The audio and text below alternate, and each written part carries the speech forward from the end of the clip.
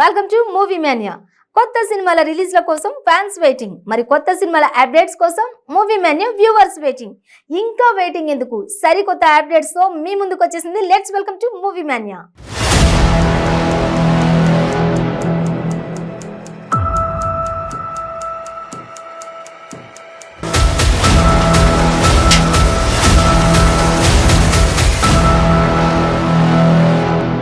ఒక్క సినిమాతోనే దేశవ్యాప్తంగా గుర్తింపు తెచ్చుకున్న హీరో యాష్ గురించి ప్రత్యేకంగా చెప్పాల్సిన అవసరం లేదు.